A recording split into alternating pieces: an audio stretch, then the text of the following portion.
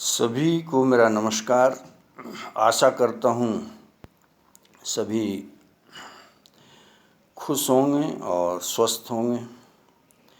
दोस्तों, आज का विषय लेते हैं कि कर्म, अकर्म, विकर्म क्या है। इनकी चर्चा कृष्ण भगवान ने गीता के 4थे अध्याय में विस्तार से की है। कर्म एक बहुत बड़ा विषय है और कर्म को समझना इतना आसान भी नहीं है। कृष्ण भगवान अर्जुन से गीता में कह रहे हैं 4थे अध्याय के 17वें श्लोक में कि गहना कर्मणा गति, कर्म की गति बहुत गहन है अर्जुन, इसको समझना भी बड़ा मुश्किल है, क्योंकि कर्म से ही सारी चीज़ें, हमारा जन्म मरण, किस तरह का जन्म मिलेगा, गरीब होंगे, अमीर होंगे, स्वस्थ होंगे, बीमार होंगे, लंगड़े होंगे, लुल्ले होंगे, झोंपड़े में जन्म मिलेगा, भिखारी का जन्म मिलेगा, ऐश्वर्य में जन्म मिलेगा, राजा के यहाँ जन्म मिलेगा, ये सब हमारी कर्मों का ही नतीजा होता है।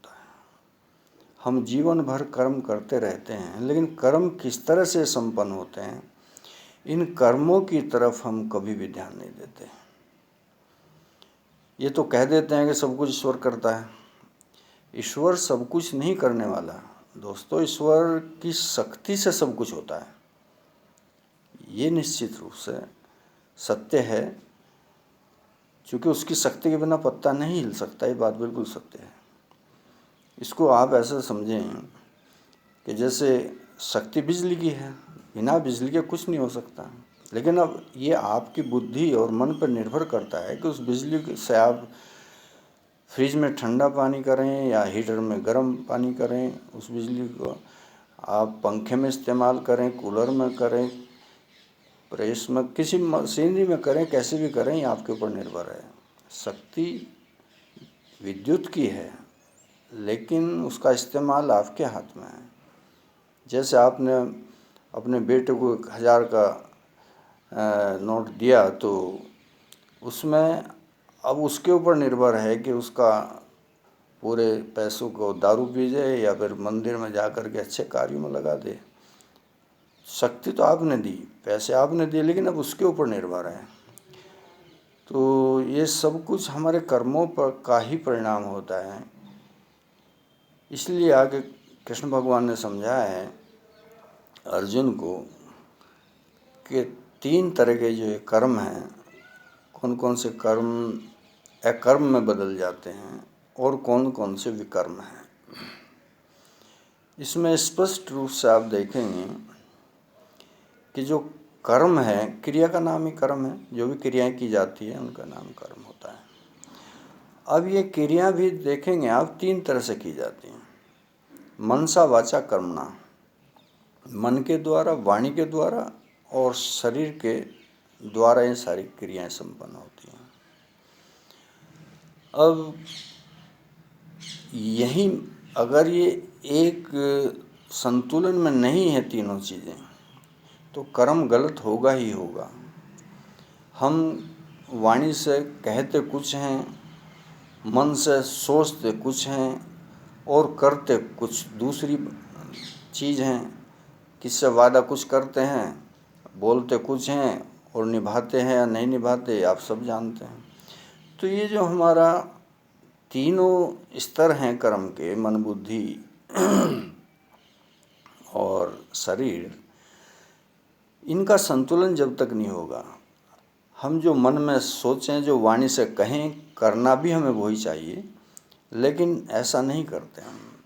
बहुत से कर्म तो मन से ही करते रहते हैं, किसी का बुरा सोचते रहते हैं, उसको ये करना, वो करना, ऐसा करना, वैसा करना, या फिर बिजनेस में ये करना, वो करना, या फिर बच्चों को पढ़ाई, मन से ही बहुत सारे हम कर्म करते रहते हैं, वहाँ ध्यान भी नहीं मारा जाता।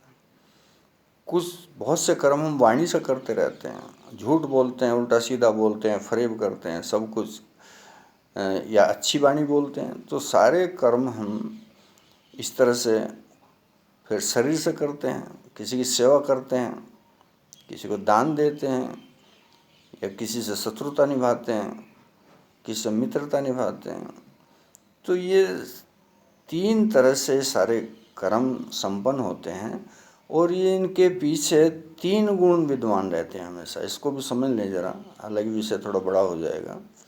ये त्रिगुणी माया है। कृष्ण भगवान कह रहे हैं 7वें अध्याय के 14वें श्लोक में कहते हैं कि दैवी हिंसा गुणमयी मम माया दुर्तया मामेव ये परपदन्ते माया में तान तरन्ते ते। अर्जुन, ये त्रिगुणी माया मेरी जो मैंने बनाई है, इसको तरना दुस्तर है, आसानी से इसको नहीं तरा जा सकता। लेकिन जो मेरे से जुड़ जाते हैं, मामेव ये परपदन्ते माया में तान तरन्ते ते, वही इस माया के पार जा सकते हैं। नहीं तो 3 गुण हमको घुमाते रहते हैं। आप देखिएगा, आप सुबह सुबह उठते हैं, बड़े सतोगुणी रहते हैं, छोटे को भी नमस्ते करके चलते हैं, राम राम करके चलते हैं। सूर्य धीरे धीरे ऊपर जाता है तो आप रजोगुणी हो जाते हैं, काम धंधे में लग जाते हैं, कमाने खाने में लग जाते हैं, और शाम ढलते ढलते ही आप तमोगुण में आ जाते हैं, सब कुछ खाया पिया और सो गए। तो ये तीनों गुण हमको पूरे जीवन प्रभावित करते रहते हैं, इनकी तरफ ही हमारा ध्यान नहीं जाता, क्योंकि यही 3 गुण पूरा जीवन हमें नचाते हैं।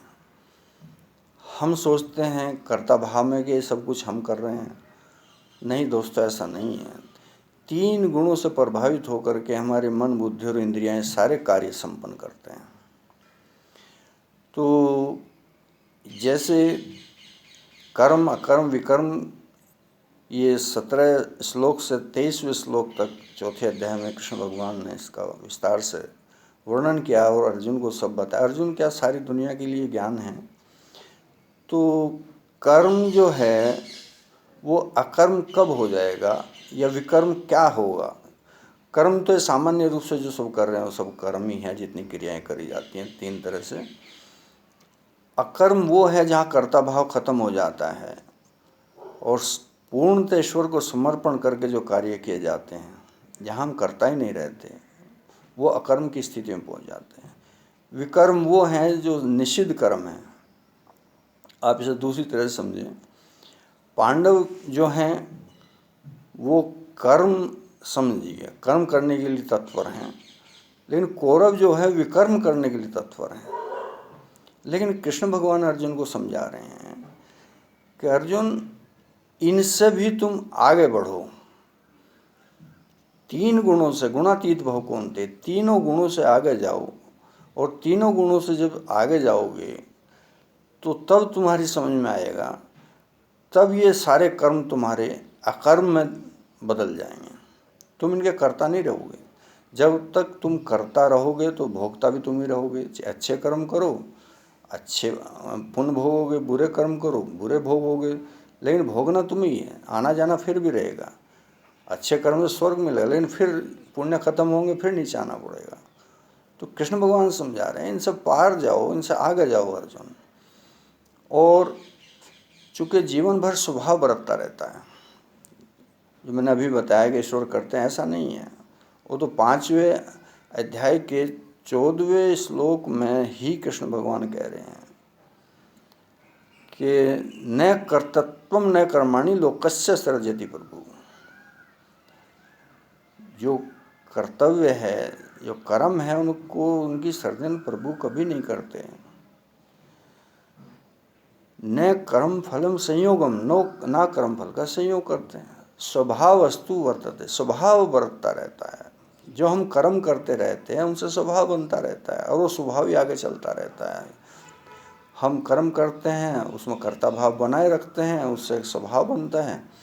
इसी को आप देखिएगा 18वें अध्याय में कृष्ण भगवान कहते हैं अर्जुन से, ये 59 और 60 2 श्लोक हैं। आप जब भागवत गीता पढ़ेंगे, कृष्ण भगवान कह रहे हैं, अरे अर्जुन, तेरा ये क्षणिक मोह है, ये विषाद जो तुमको हुआ है ये क्षणिक है तुम्हारा। तुम्हारा स्वभाव निश्चित रूप से तुमको युद्ध में लगा देगा, तुम निश्चित रूप से युद्ध करोगे।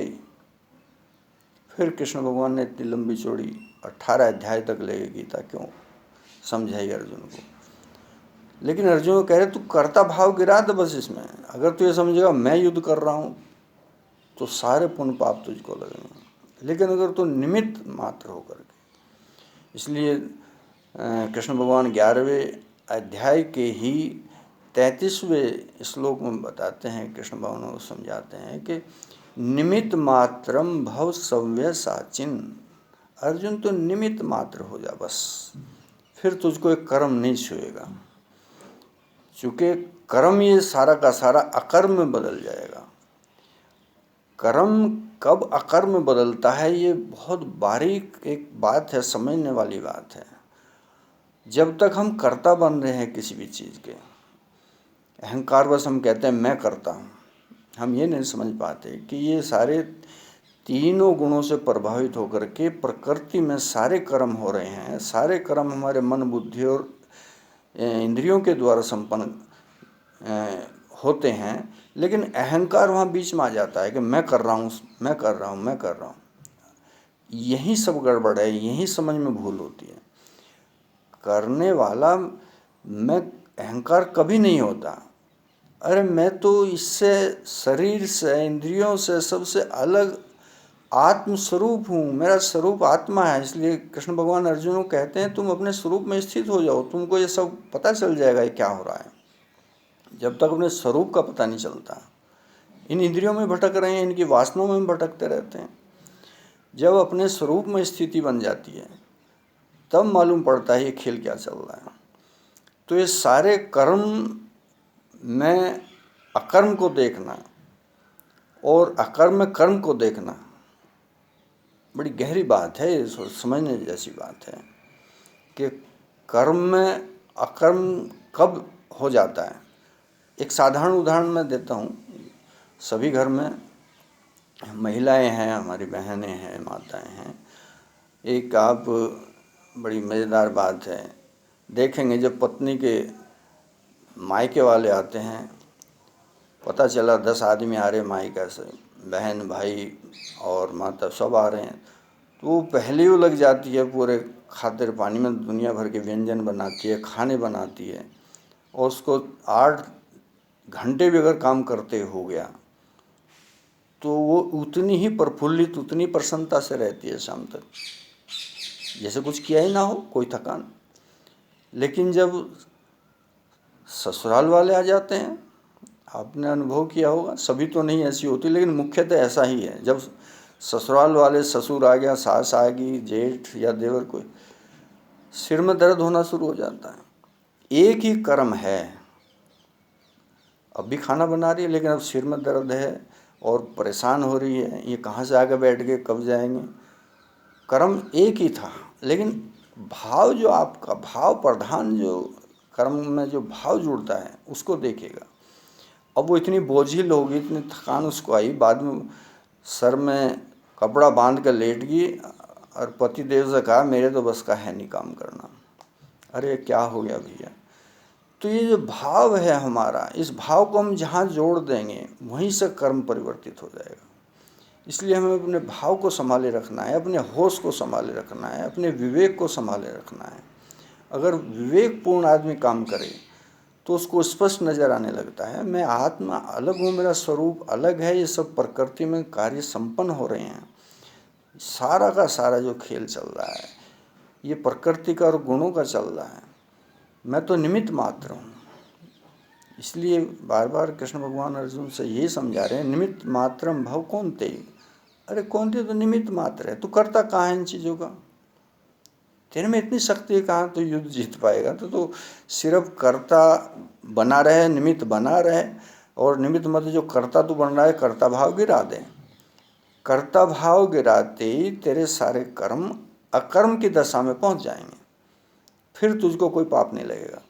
और एक बहुत बड़ी बात कृष्ण भगवान कहते हैं 18वें अध्याय के 17वें श्लोक में, तीनों लोक को भी मार करके अगर तू हत्या कर देगा अर्जुन तो तुझको पाप नहीं छुएगा।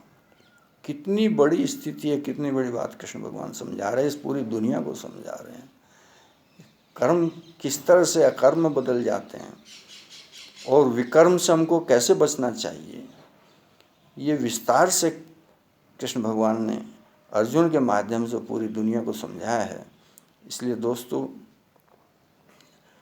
आज इतना ही, आगे फिर मिलेंगे।